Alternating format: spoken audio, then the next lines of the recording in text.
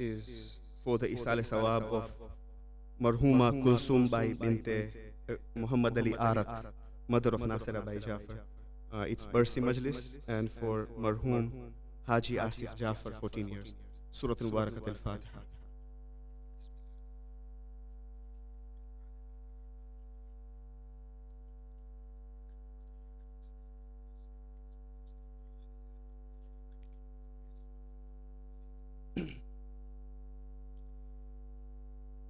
أعوذ بالله من الشيطان اللعين الرجيم. بسم الله الرحمن الرحيم.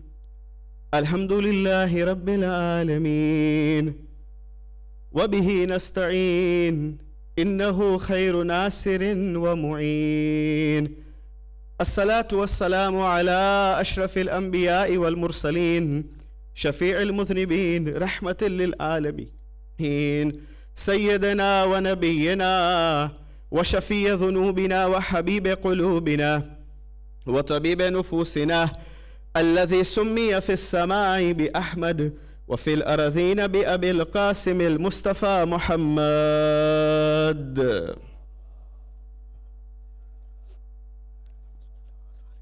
وبآله الطيبين الطاهرين المعصومين صلوات الله عليهم أجمعين ولعنة الله على أعدائهم ومنكر فضائلهم وغاصب حقوقهم من الأولين والآخرين من الآن إلى قيام يوم الدين. أما بعد، فقد قال الحكيم في كتاب الكريم: بسم الله الرحمن الرحيم.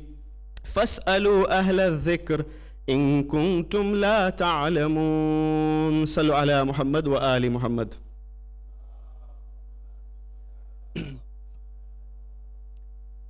Learn to labor, as learning is better than silver or gold. Silver or gold may vanish away, but acquired knowledge will never decay.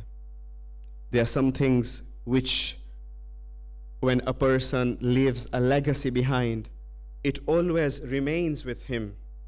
Even when he dies, he goes deep in the grave, but still, that since he has left that legacy, his name still remains. One of the things which a person leaves behind is knowledge, because our sixth Holy Imam is quoted to have said that when a mu'min or a mu'mina dies, then three of the things helps him. The first thing is that the continuous sadaqah, which is called sadaqatun jariyah.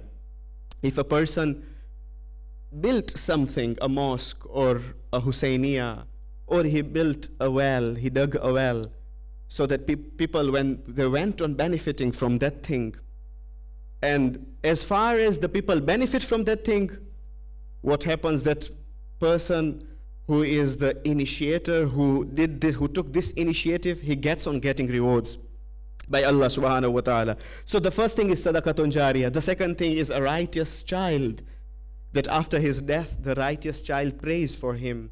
And the third thing is knowledge. When a person lives knowledge, when he taught some people or some students, whatever, be it wudu, how to perform wudu, be it ghusl janabat, whatever, as far as those students go on performing that, that person goes on getting the rewards. He goes on benefiting the thawab, because he is the one who took this initiative.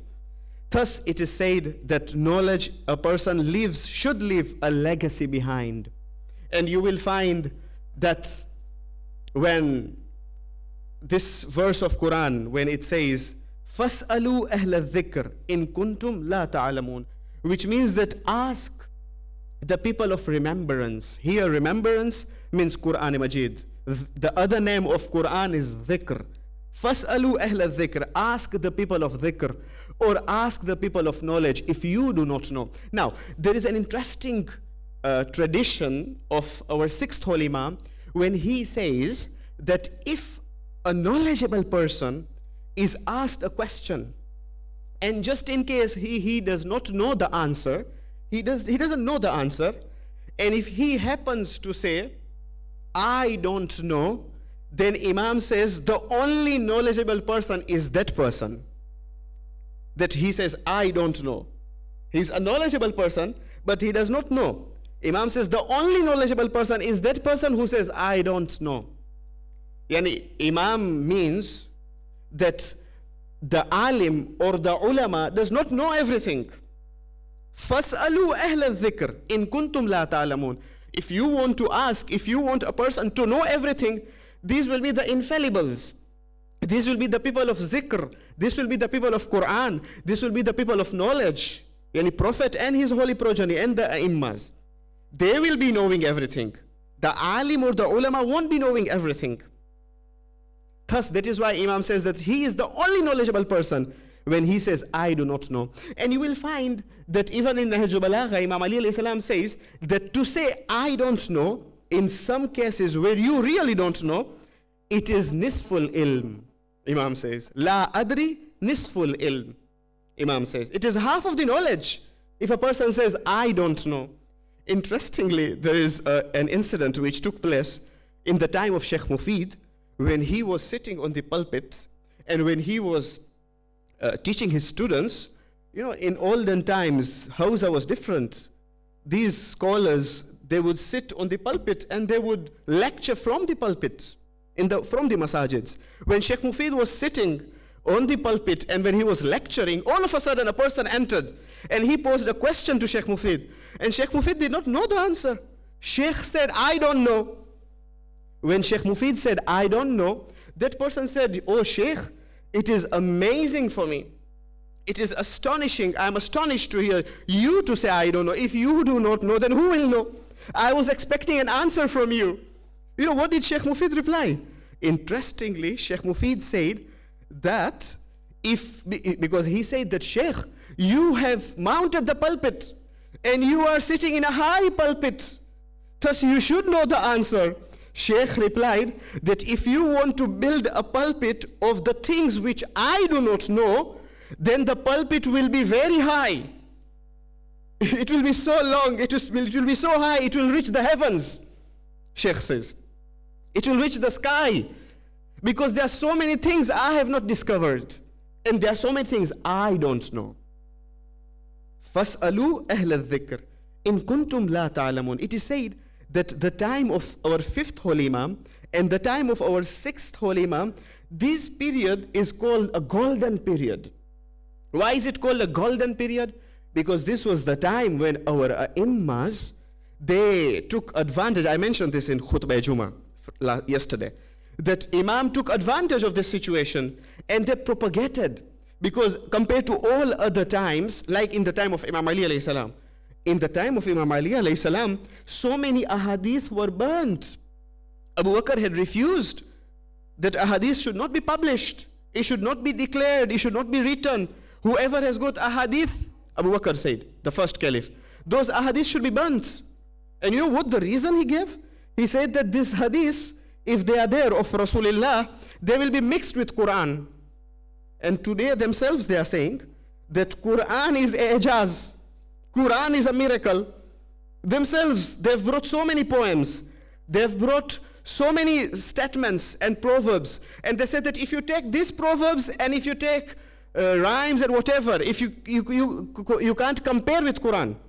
There is no comparison with Quran. Because Quran is ijaz. Quran is miracle. It cannot be compared with Quran. Then, O first caliph, you are saying that this will be mixed with Quran Majid. That is why the ahadith should be burnt. And you will find that in those times, our Immas didn't have that freedom also to say ahadith of Rasulullah and their ahadith. But when it came the time of Imam Baqir alayhi salam and Imam Sadiq alayhi salam, they preached so much that one student of Imam Baqir alayhi salam, who is known as Jabir bin Yazid al-Ju'fi, he says that Allamani Abu Ja'far tis'ina alfa haditha lam uhaddith ahada. He says that Abu Ja'far, yani Imam Baqir alayhi salam, Imam Baqir is called Abu Ja'far al-Thani, Abu Ja'far al-Awwal, sorry. He is the first Abu Ja'far. The second Abu Ja'far is the 9th Holy Imam, whose Shahadat we commemorated last Saturday. They both have got same kunya, and which is called Abu Ja'far. He says that I learned from Abu Ja'far 90,000 traditions, and I'm told not to tell anybody. Lam uhaddith bihi ahada. because of political reasons. Imam had refused him. Yani one person, he says that in my heart I've got 90,000 traditions. This was the time of Imam Baqir alayhi salam. So you will find that Imam had spread knowledge in different areas. In areas of fiqh, in areas of Arabic grammar, in areas of logic and reasoning. You know, today even, Ahl Sunnah wal Jama'ah, other denominations are telling us that you Shias, you have preserved your mantiq and your logic. How lucky you are. We don't have that mantiq and that logic. And this credit goes to our 5th and 6th Holy Imam. That they taught the knowledge of mantiq. What is mantiq? Mantiq is logic, logical reasons. It's reasoning. Mantiq is logic. Yani this itself is a knowledge that today in our houses are being taught. Logic. It is said that mantiq is a spoon. It's not food itself. It's not knowledge itself. To attain knowledge itself, you need mantiq, logic, logical reason. You need to understand and you need to learn how to think. This is called mantiq, how to think. They are teaching you how to think. Example in mantiq, istiqra naqis. Istiqra naqis, what does it mean? It means that if a person goes to one town, example to Isfahan, and if he bought butter, and if that butter was bitter, and when he comes to his own town, and when he bought 1 butter, 2 butter, 3 butter, but he found all the butter are bitter in Isfahan, he comes to Qum and he says to others that all the butter of Isfahan are bitter. So this is called istiqra naqis, yani to generalize, to give hukm kulli to one thing. You have seen one person and you give hukm kulli to all. This is called istiqra naqis. They teach how to think. They teach you how to think. This is called mantiq. You will find that, like in our language also we have, isn't it?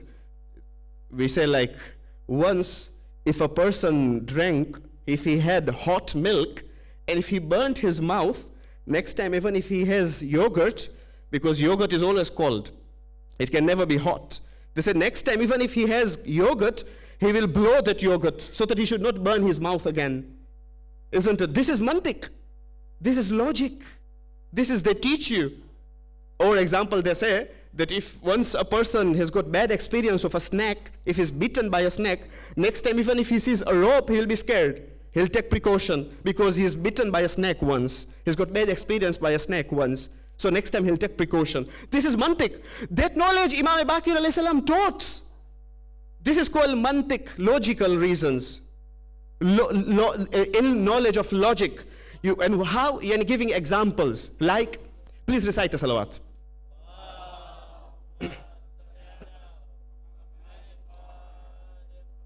This knowledge is logical reason. Example, Imam Baqir is teaching to his students. He says that a person who does not have an imam, if he doesn't have an imam, his similitude is like that of a sheep. A sheep that it has left, it has detached itself from its flock. And then when it has separated itself from its flock, then what happens? It goes left, right and left. It looks for another flock and it sees another flock. When it sees another flock, it joins another flock. It goes with another flock. Then at night, the sheep sleeps. And in the morning, because it has joined another flock, in the morning he sees that, oh, this is another shepherd. And then he lives. It lives. It says that this is not my flock. Again it detaches itself. And it's waiting, it is looking for its own flock. It sees another flock coming. It is joining another flock, that is the third flock now. First it was its own flock. The second flock, it realized that it is not mine. It joins the second flock. At night, it sleeps with that flock. And then in the morning, the shepherd tells him, you leave this flock. This is not your flock. And then it detaches itself from that flock. Eventually, a wolf attacks because it becomes vulnerable. A wolf attacks that sheep. And then when it is in danger, the wolf attacks the sheep, it kills that sheep. Imam Baqir alayhi salam says, the similitude of that sheep is like that of a mu'min when he doesn't have an imam, a leader or a guide. And the similitude of that wolf, shaitan is that wolf.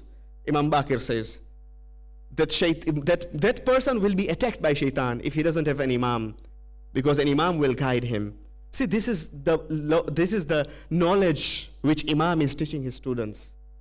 Another knowledge which because Imam taught in different areas, in different fields, like the knowledge of Quran, the knowledge of history. It is said that in the time of Hisham bin Abdul Malik, when people came to Hisham bin Abdul Malik, and they said that, oh Hisham, people are coming from Syria, people are coming from Iraq, they want to go to Ziyarah, to Mecca. But on their way, there are many people in the caravan, they are dying out of thirst because it is so hot. Can you build for us a well, or can you make an arrangement for us so that people, they can quench their thirst? Hisham said, okay, I'll do something, I'll dig a well. So Hisham, he starts this project of digging a well. He contacts the people, the contractors, so that they should dig a well for the people in a particular place, in a junction, where people of Syria come, where people of Iraq come. When they meet at a particular place, they can have some water. That well is dug. Now, history tells us that when they are starting to dig that well, the land was so hard that they tried their level best.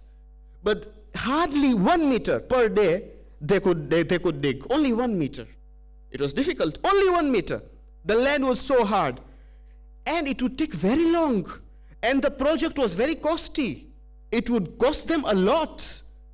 And the most disadvantageous thing was that the contractors, when they were digging, a fierce wind would blow, a wind would blast at them, and the people would die.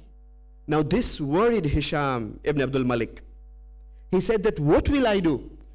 First of all, the first worry is that people are dying. The second thing is that it is costing me so much. And it takes so long. Hardly they can dig only 1 meter a day. This is very dangerous. What can we do? Now Hisham was discussing with his cabinet. All of a sudden, somebody gave him an idea. That somebody told him in his ear, فَاسْأَلُوا أَهْلَ الذِّكْرِ إِن كُنْتُمْ لَا تَعْلَمُونَ. That why don't you ask أهل الذكر? Why don't you ask the people of knowledge if you do not know? He said, yeah, this is a good idea. He says, let me ask the 5th Holy Imam. And when he comes to ask, when Imam was summoned, and when Imam was asked, see the reason what Imam is giving him.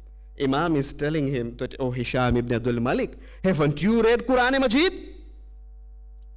Didn't you see in Surah Dhariyat, chapter number 51, verse number 41, when Allah subhanahu wa ta'ala says, Arsalna alayhim rihal aqim, that we sent on them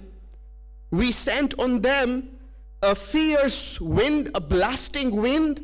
And then Quran continues in Surah Dhariyat, verse number 41 onwards, that we sent on Qawm Ad the fierce wind, and it blew that wind on them, and they changed into ashes. It destroyed them. Imam Baqir al-Islam says that this is the same place where Qawm Ad was living. Now you have started to dig, that wind came again, because it is the same place of Qawm Ad. Thus that wind is poisonous. That is why many people are dying. If you want to dig a well, don't dig a well at that area. Dig a well somewhere else. See, this is the knowledge of Imam al-Baqir alayhi salam. فَاسْأَلُوا أَهْلَ الذِّكْرِ إِن كُنْتُمْ لَا تَعْلَمُونَ. You will find that debates, even different in Arabic grammar, in fiqh, in the concept of imamat, people would come and they would say that we want to debate. And Imam had trained his students in such a way that Imam would appoint his students that, oh fella, go and debate with this person, with so and so. Go and debate with so and so in different areas. Yani Imam had spread knowledge in different areas. Somebody would come, I want to debate on fiqh. Imam would know. Because debating is also an art. Everything is an art, isn't it? Lecturing is also an art. It doesn't come by itself. Jibreel does not come to us.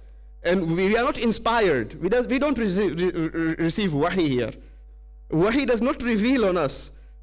All this, it needs preparation. You can't just say that a person should go and lecture. He has not lectured before, and you can't just go and tell him that he should go and just speak. No, it's an art. Everything is an art. To lecture is an art. To debate is an art. You must agree with me that there are some people who have got an art of debating. As if, I've heard people saying, that a particular person, as if he's created for debates. He's so attentive in debating. Thus, Imam had trained his students in such a way. Imam himself knew that in this field, debating itself is an art, but this student of mine, he is experienced in that field. In Imamat, this student is better. Imam would pick him, that if you want to debate, then debate with this particular person. If you want to debate in fiqh, then at this particular person. And after the debate, Imam would ask, how do you find him? They would say that, Yabna Rasulillah, it is amazing. Without you helping, they would explain in such a way. They would give their proofs in such a way that it was completely efficient. They would debate in efficient manner. Imam said that, فَاسْأَلُوا أَهْلَ الذِّكْرِ إِن كُنْتُمْ لَا تَعْلَمُونَ. We are أهل الذكر.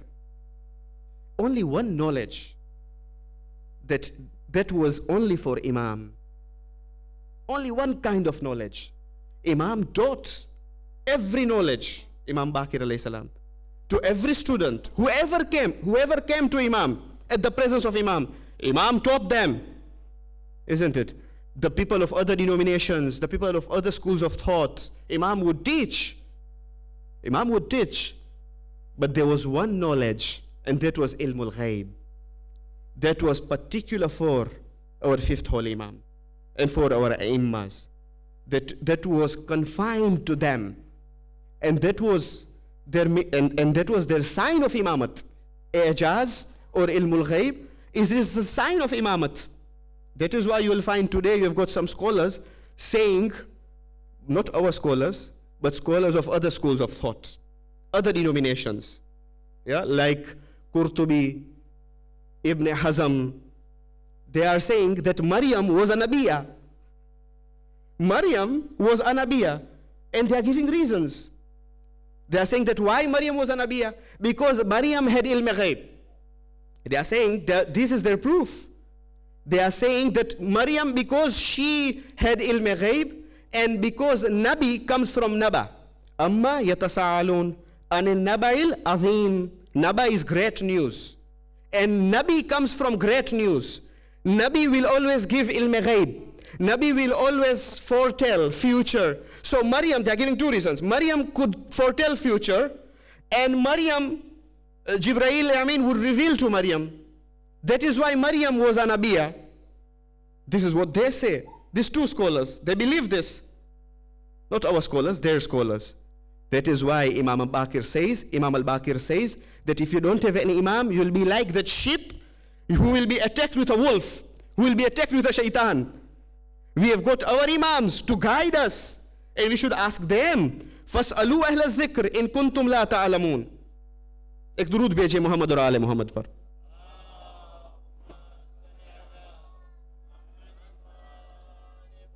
दर हकीकत एक इल्म है जो वो फकत इम्मा के लिए है और मासूम के लिए है, अंबिया के लिए है, और वो इल्म गैब. कि इल्म गैब उनके पास हुआ करता था. और क्यों? ताकि एजाज था, प्रूफ करने के लिए, साबित करने के लिए कि ये इमाम है. और ये भी हम मिसाल देंगे. दो मिसाल है और आपकी ज़हमत तमाम. इमाम बाकिर अलैहिस्सलाम के ज़माने में उनका इल्म गैब.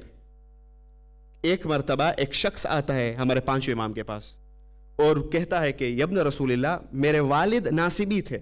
नासिबी यानी जो बुग़्ज़ रखता है अहलुल बैत के साथ. मेरे वालिद नासिबी थे, لیکن ہم آپ کے چاہنے والے ہیں. میرے والد نے ہمارے ساتھ ناانصافی کی, ان کا انتقال ہو گیا, لیکن ان کے پاس, ہم جانتے ہیں کہ ان کے پاس پیسہ تھا, بینک بیلنس تھا, لیکن ہمیں پتا نہیں ہے کہ انہوں نے کہاں پہ رکھا. ہمیں جاننا ہے, ہمیں آپ خبر دے تاکہ اس پیسے کے بغیر ہم سروائیو نہیں کر سکتے, ہم رہ نہیں سکتے. امام نے پوچھا ہے تم اس پیسے کے بغیر سروائیو کر سکتے؟ اس نے کہا نہیں, پیسے کی سخت ضرورت ہے. تو امام نے فرمایا, امام باقر علیہ السلام نے, امام نے کہا کہ مجھے ایک پرچی دو. امام نے اس پرچی کے اوپر کچھ لکھا.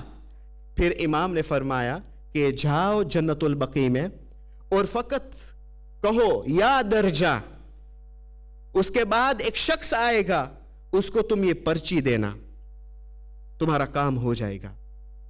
یہ شخص کہتا ہے کہ پہلے میں تو ڈرا, جنت البقیع کی طرف میں روانہ ہوا. وہاں پہ جب پہنچا تو میں نے کہا یا درجہ, ایک شخص آیا. وہ شخص آیا اور میں نے ان کو یہ پرچی دی. میں نے کہا کہ یہ پرچی ابو جعفر کی طرف سے ہے. اس نے جب پڑھا تو اس نے مجھ سے کہا کہ تم تمہارے والد سے ملنا چاہتے ہو؟ میں نے کہا ہاں. اس نے کہا کہ اس پہاڑ کے پیچھے تمہارے والد ہے, میں بلا کر لاتا ہوں. تھوڑی دیر کے بعد یہ شخص آیا میرے والد کے ساتھ, لیکن میں نے میرے والد کو نہیں پہچانا. مجھے تعجب ہوا. میں نے کہا کہ آپ کس کو لائے ہیں؟ یہ تو میرے والد نہیں ہے. ایک شخص تھا بالکل کالا, چہرہ بھی کالا, کالے کپڑے تھے اور زنجیروں میں جکڑے ہوئے تھے. میں نے کہا کہ یہ کون ہے؟ یہ تو میرے والد نہیں ہے. کہا نہیں, یہ تمہارے والد ہے. اور اس شخص نے کہا کہ میں تمہارا والد ہوں. میں پورا کالا بن گیا کیونکہ میرے دل میں اہل البیت کے لیے بغض اور نفرت تھی, کینہ تھا, اور یہ میرا عذاب ہے. اب کہا بابا آپ نے ہمارے ساتھ ناانصافی کی, جو پیسے آپ کے پاس تھے وہ کہاں ہے؟ ہم اس پیسے کے بغیر جی نہیں سکتے. تو اس نے کہا کہ دیکھو میرے اتنے پیسے ہیں, اس پیسے میں میرا پیسے جو ہے زیتون کے درخت کے نیچے ہے, وہاں پہ تم جاؤ گے, وہاں پہ تم زمین کو گھاڑو, اس کے اندر تمہیں پیسہ ملے گا اور تم پیسہ لے لو. اس میں سے 50,000 دینار ابو جعفر الباقر کو دینا. اس کی ویلیو اور اس کی قیمت اب مجھے پتا چلا کہ اس کی قیمت کیا ہے. تم اس پیسے ابو جعفر کو دینا. یہ ہے علم غیب امام کا. نہ فقط یہ, لیکن جیسے کہ میں نے وچن دیا آپ کو کہ 2 معجزات پیش کروں گا امام باقر کے زمانے میں. ایک معجزہ اور آپ کی زحمت تمام, کہ امام جب مدینے میں پڑھاتے تھے, کچھ لوگ آتے تھے درس حاصل کرنے کے لیے, اور جب بیٹھتے تھے ایک شخص تھا, محمد ابن سلیمان نقل کرتے ہیں, ایک شخص تھا جس نے امام باقر سے کہا کہ مجھے پسند نہیں ہے, میں آپ کو پسند نہیں کرتا ہوں, لیکن طریقہ کار آپ کا مجھے بہت پسند ہے, مجھے مزہ آتا ہے جیسے آپ بولتے ہیں, بہت مزہ آتا ہے, لہٰذا میں ریکارڈ کرنا چاہتا ہوں. اور وہ ریکارڈ کرتا تھا, جو بھی امام کہتے تھے وہ لکھتا تھا. شام سے تعلق رکھتا تھا. ایک مرتبہ وہ دکھائی نہیں دیتے تھے. امام نے اپنے شاگرد سے پوچھا کہ اہل شام کہاں ہے, وہ شامی کہاں ہے, کیوں دکھتا نہیں ہے؟ کہا یا ابن رسول اللہ, ان کی حالت تو بری ہے, وہ حالت سکرات میں ہے, حالت احتضار میں ہے, لیکن اس نے وصیت کی کہ جب بھی میں مروں تو میری نماز جنازہ جو ہے ابو جعفر پڑھائے. اور ایک دن جب امام باقر علیہ السلام نماز صبح پڑھتے تھے, فوراً نماز کے بعد ایک شخص آتا ہے اور امام سے کہتا ہے کہ وہ شامی جو ہے آپ کو یاد کرتا ہے, اور وہ شامی جو ہے اب انتقال کرتا ہے. وہ امام کا دشمن تھا. امام سے اس نے کہا کہ میں تو فقط آپ کے درس کو ریکارڈ کرتا ہوں, آپ سے میں محبت نہیں رکھتا ہوں, بلکہ میرا یقین یہ ہے کہ جو بھی آپ کے ساتھ بغض رکھے گا وہ کامیاب رہے گا. یعنی وہ ناصبی تھا, وہ مرتا ہے اور امام کو یاد کرتا ہے, اور امام سے کہا جاتا ہے کہ اب آپ آئیں اور نماز جنازہ پڑھائیں, اور ابن رسول اللہ انتقال ہوتا ہے اس کا. امام نے کہا کہ میں اپنی تعقیبات کو پڑھوں گا, اس کے بعد آؤں گا آرام سے. جب طلوع شمس ہوا اس کے بعد امام گئے. امام جب پہنچے وہاں پہ سرہانے پہ بیٹھے, امام اس کے بالین پہ, اور امام نے اس کے خانوادے سے کہا کہ تم کچھ سرد کھانا لاؤ جس کی تاثیر سرد ہو. یہ بہت گرمی کے موسم سے آیا ہے, شام سے آیا ہے, یہاں پہ سردی ہے. کچھ سرد کھانا لاؤ تاکہ اس کو تاثیر جو ہے ٹھنڈا ہو, اس کو ٹھیک ہو جائے. اور یہ ٹھیک ہوا. امام نے کہا تھا کہ یہ ٹھیک ہو جائے گا. کچھ دن کے بعد امام کی خدمت میں آتا ہے اور امام سے کہتا ہے کہ میں آپ سے ملنا چاہتا ہوں, تنہائی میں, خلوت میں. اور جب امام سے ملتا ہے تو امام سے کہتا ہے کہ ابن رسول اللہ, مجھے آپ کی قدر تب پتا چلا, آپ کی ویلیو تب پتا چلا جب میں سکرات الموت میں تھا اور میری روح قبض ہوتی تھی, لیکن میں نے سنا تھا کہ آواز آتی تھی کہ اس کو تم واپس پلٹاؤ. ابو جعفر محمد ابن علی الباقر نے اس کے لیے دعا کی, اس کو تم واپس پلٹاؤ. اسی لیے میں نے کہا کہ میں آؤں گا تو میں آپ سے عذر خواہی کروں گا اور میں آپ سے معافی مانگوں گا. امام نے بہت اچھا جواب دیا. امام نے فرمایا کہ اللہ اپنے عبد کو پسند کرتا ہے اور عبد کے حرکت کو پسند نہیں کرتا.